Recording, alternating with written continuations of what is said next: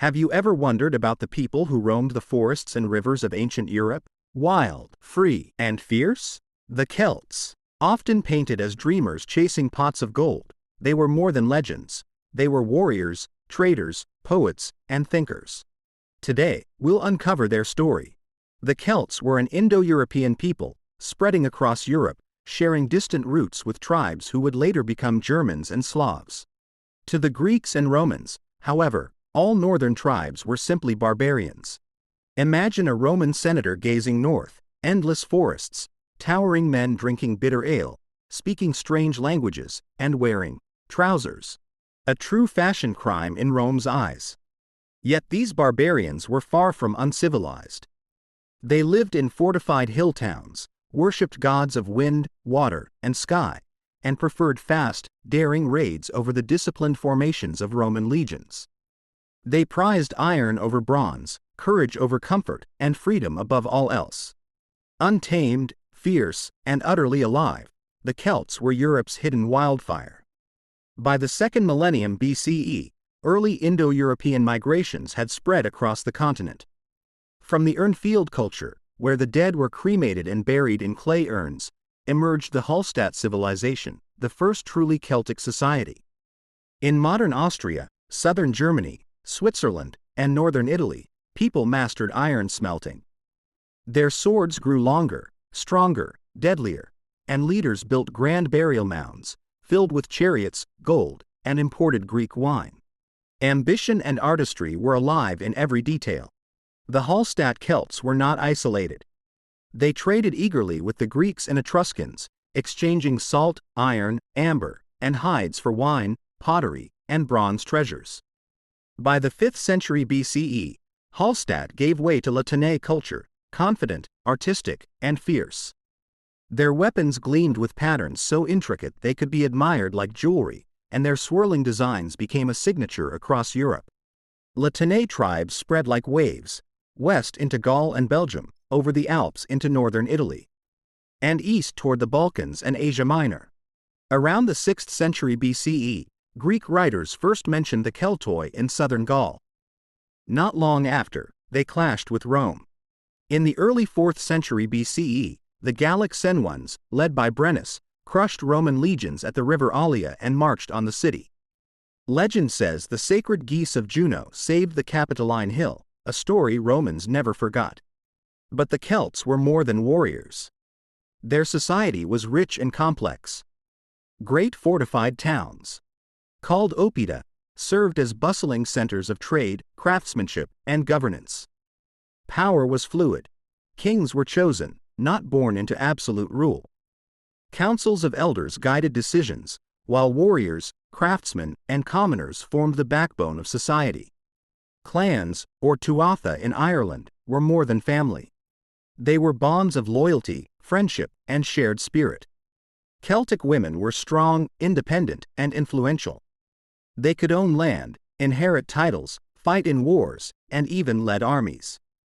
Queens like Boudica and Cartimandua were not only warriors but skilled diplomats, shaping the fate of their people. No Celtic society would be complete without Druids and bards. Druids were scholars, judges, and advisors, memorizing laws, myths, and rituals over decades. They mediated disputes, sanctioned campaigns, and influenced kings.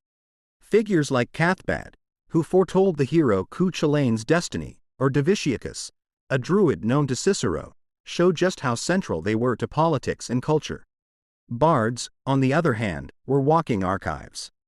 They preserved history, law, and myth through song and recitation. With no written records widespread, their voices carried culture across generations, ensuring that stories, knowledge, and memory endured. And then, of course, there was Celtic mythology itself. Life, death, and the otherworld were closely linked. Death was not an end, but a passage, and the otherworld could be reached through hills, caves, lakes, or festivals like Samhain, the roots of modern Halloween. Gods were neighbors, not distant figures. Offerings were symbolic, and life was measured by honor, courage, and loyalty rather than fear of punishment. The Celts never stayed in one place for long.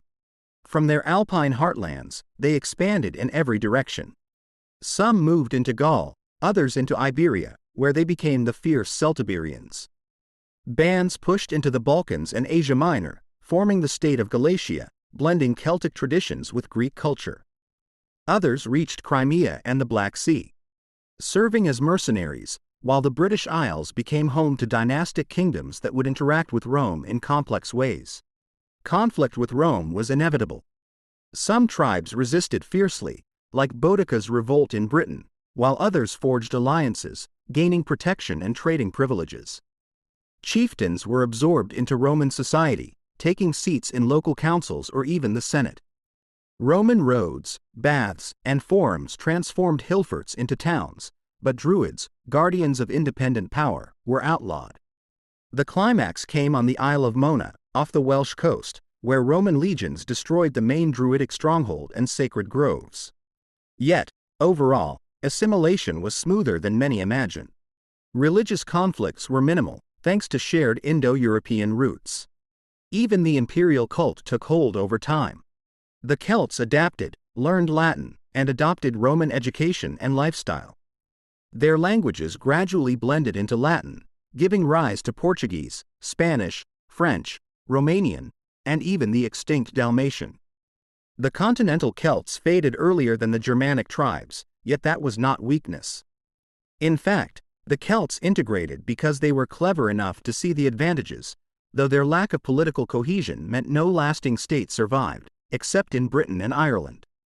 The Britons held on to independence longer, while Ireland preserved Celtic laws, rituals, and traditions untouched by Rome. Fast forward to the 19th century. As nationalism reshaped Europe, Celtic history became a source of inspiration. Ireland's struggle for independence culminated in 1922, creating the first modern Celtic state in centuries. Meanwhile, the Welsh and Scots retained autonomy, keeping ancient traditions alive. Today, Celtic heritage survives not through swords or hillforts, but through culture, language, and symbols woven into Europe. Festivals like Samhain became Halloween. Ancient melodies echo in Irish and Breton dances.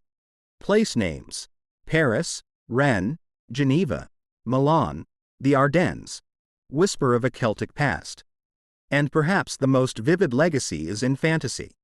Elves, fairies, Druids, and mystical languages in Tolkien, Sapkowski, and even Game of Thrones draw from Celtic myths. King Arthur's legends, too, spring from British Celtic traditions. The Celts may be closer to us than we realize. So, what can we learn from them? The Celts remind us that freedom, courage, and creativity can flourish even in a world of empires. That culture, art, and knowledge survive not just through power, but through memory, song, and story. And that even when a people are scattered or absorbed into greater forces, their spirit can echo for millennia. Perhaps, as you watch modern Celtic dances, celebrate Halloween, or read a fantasy novel, you're hearing the heartbeat of a world that once stretched from Ireland to Asia Minor. A people who valued honor, kinship, and knowledge, whose women led, warriors fought, Druids guided, and bards sang. The Celts did not leave a single empire, yet they left a tapestry of life, legend, and culture across Europe. Their story is one of resilience, imagination, and influence that quietly shaped the world we live in today. And perhaps that is the greatest legacy any people can leave. So, next time you light a candle on Halloween, dance to a haunting melody, or read tales of heroes and magic, remember, you are touching a piece of the Celtic world. A world of forests, rivers, hillforts, druids, and dreams. The story continues, in memory, in culture, and in the imagination.